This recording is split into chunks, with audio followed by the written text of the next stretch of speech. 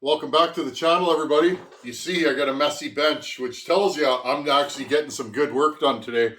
Today's video, I want to show you guys the next step in the MS460 build. We got the port work done.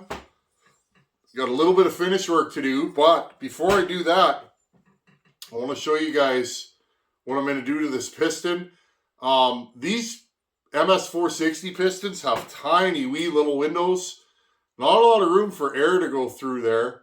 And so what I'm going to do, friends, I'm going to hold my breath and grind this thing and hopefully grind it in such a way that it'll flow better without taking strength out of this piston. Now, I'll show you guys up close what I'm thinking here, because looking at this thing, running that big bore, this saw had a big bore kit on it, and I know sometimes the big bore cylinders, they actually don't make more power than the regular cylinders. That's been my experience, but this saw felt like it was running out of wind up top. And usually when you have a saw like that, what you find inside is tiny wee little windows like this. A lot like the 288 that I built. So in this case, I'm going to go in here and I'm going to open up these windows and see if we can get this thing to flow. Comparing this with a 272 piston, these windows are about half as big. Now that doesn't mean I could just go in here and, you know, grind away a ton of material, but I think I could take enough away to make this thing flow a little bit better without weakening it. That's the plan. Remember, if you're going to grind on your piston, really think about the forces at play and try not to take too much off, or you will break the wrist pin out the bottom usually and just destroy your saw. Okay, I'll bring you guys in. Let's have a look-see. Okay, I'll get you guys going here. Got the old gram scale. So first things first, let's get a weight on this. 84. Okay, so stock piston was 84 grams. Let's compare that to a 272 piston. Ooh, that's light, isn't it? Okay, so that's a 272 piston. That's a 460 piston. This saw is 5 or 6 cc's bigger. Look at the difference. Remember, the air has to come up from the bottom end and go through. Get you guys some more light there. Has to go through these windows and into the transfers, okay? And if you look, again, going back to the work I did, I opened up the lower transfers. I'll just drop that in there so you guys can see. I opened up the lower transfers to be as wide as the piston skirts, okay? So now, when you look, there's nothing blocking those side windows, okay? So, just going to weigh this one more time. Whatever weight it is, that's what we'll go with. 84 grams. Okay, so what I'm going to do is I'm going to open up these windows on the sides here. I'm going to thin this just a little. I'm going to go up into here and maybe thin this bottom just a hair. Hopefully we don't blow nothing up. I'm then going to go in and smooth all these ridges here. These can be stress risers, can cause cracks. I'm going to go in and get rid of some material in here. Okay, and get rid of all these sharp edges. Okay, and I'm going to go in and do that, and then we'll see what kind of weight we have. And we're going to try and make it flow better into those lower transfers.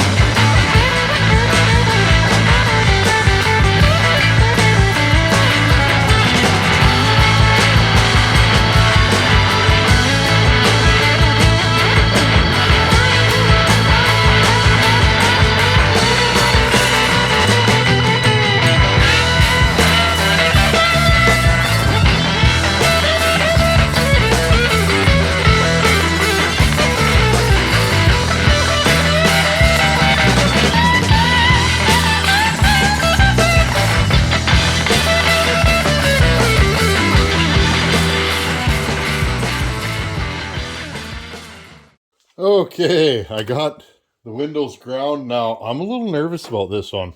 And I found the stock cylinder. Let's take some of the carbon off the top here so we get it. Okay, so the stock piston is 80 grams, so it's already lighter than our Meteor piston, 79 grams. So we are as heavy as a stock piston now. Now, I haven't finished it. Let's do a comparison. I'm not sure if you guys are going to be able to see. It's... Okay, they're way bigger now. Now, normally there's a lot of room in here. There's not. I don't like cutting into here. I don't like cutting up here. It makes me kind of nervous. I don't like thinning these, but I thinned them some, and I may go a little bit further. Okay, but you can see it's drastic, the difference in windows. Okay, so that should help with airflow. What I did is I actually cut them back a little bit into the skirt. Now, when I was porting, I was thinking of this the whole time. Where am I going to get my size from in the windows here? So what I did was I made sure that when I ported, I didn't want anything too close, because if you cut this back and your overlap goes to here, you don't want this to leak, say, into the exhaust port, etc. Okay, so kind of plan ahead when you're porting, and you shouldn't make any mistakes. And if you do, whatever, get another piston. Now, the true mistake will be when I run this thing, is it going to blow up? We'll find out when I run it. I'll hit you guys back up when I'm done. I'm going to go in here. I'm going to get rid of all this stuff. I never touch the top, but I'm going to go in and blend all this, okay? Lose a little bit more weight. Okay, and here is the finished piston weight, 79 grams. It was 84, 85 grams. So we lost 5 to 6 grams of weight. Okay, here's a look at inside. Okay, just smoothed it, flowed it, no rough edges. I got rid of the casting marks. I didn't want to go any deeper on these seams here. Okay, and then around the outside, breaking every edge, rounding the corners. You guys can see, okay, all the way around the top. I even scrubbed this with a little bit of Scotch-Brite. Okay, and I will just go around the piston and make it nice. Again, I put a little chamfer on here. You guys can see that. So now, last thing I do, just to make sure everything's, happy, I'll take the piston and I just drop it in here, okay? Making sure that nothing's catching, nothing's grabbing. It's just a good practice. It's called the drop test. Okay, you can take your... You want to fit the piston, at least I do, so it's got just a little bit of movement. You can put them in stock if you want, but I like a little bit looser of a piston. They deal with heat better, and it just seems to be a good deal. So, okay, so now we have a flowed piston that will flow right into the transfers. No blockages. Pretty smooth path all the way into the transfers.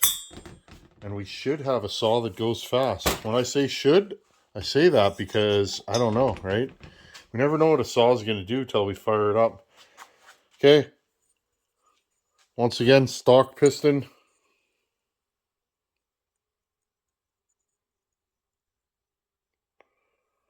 Okay, that's substantially bigger, probably 50-60% bigger. Like I said, friends, if you're going to do this kind of work, be careful about where you take material from. I really didn't touch that much of the structure. I got rid of some casting flaws on either side here. Okay, and more cut it into the skirt than into our structure here. And again, this could fail, but it shouldn't. But we'll find out when we run this saw.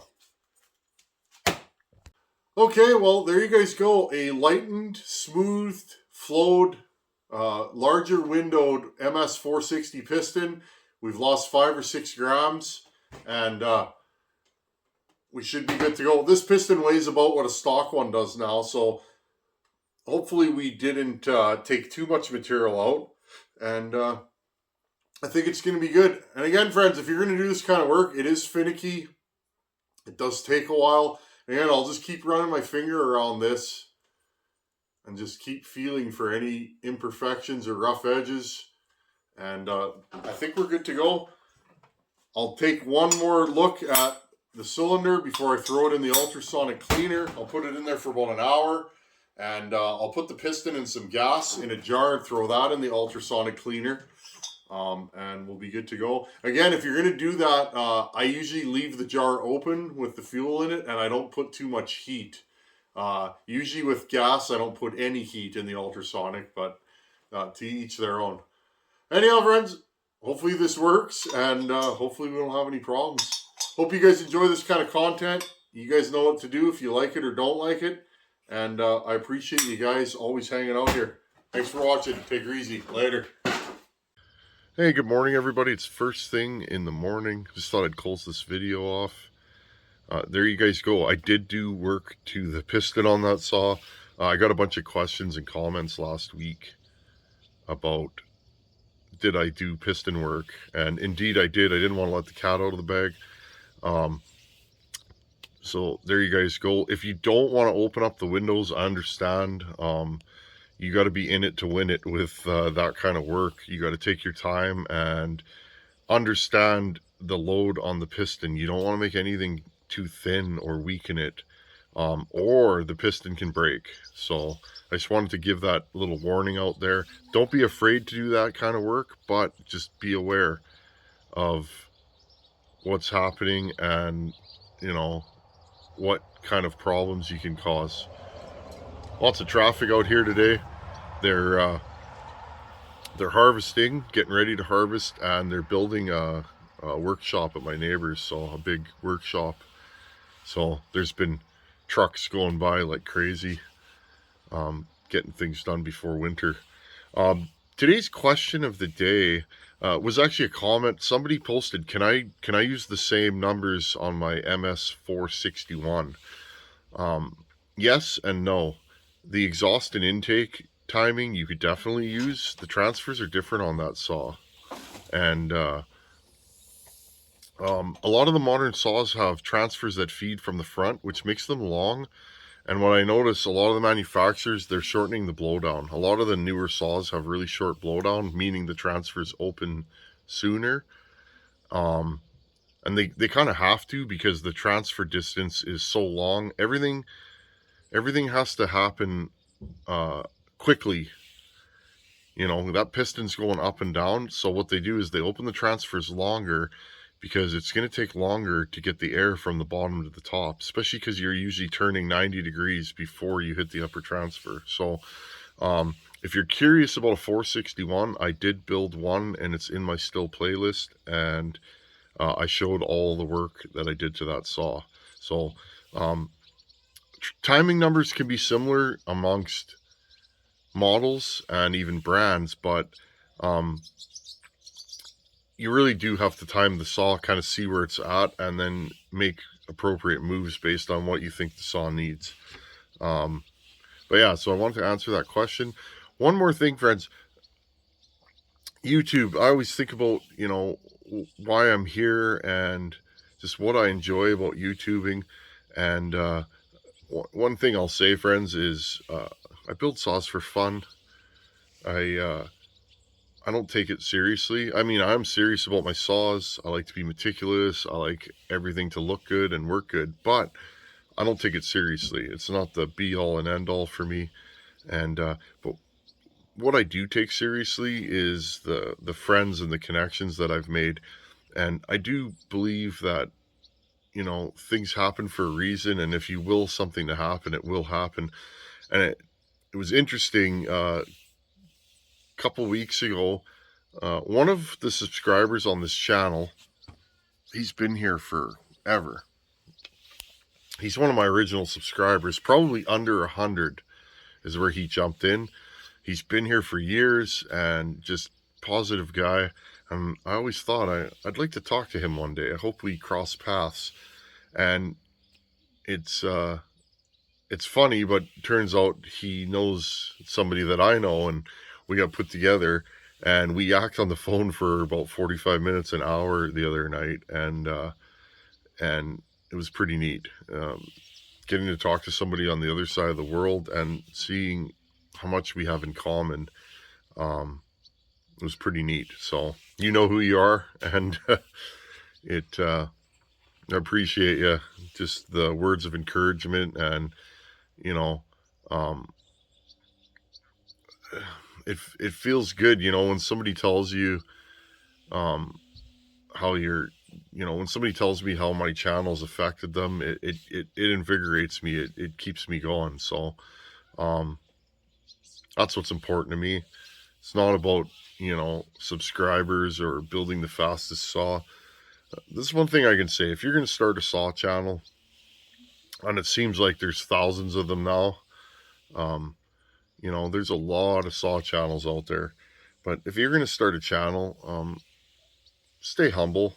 Don't take yourself too seriously. I don't know what it is about this hobby or this, this part of the internet, but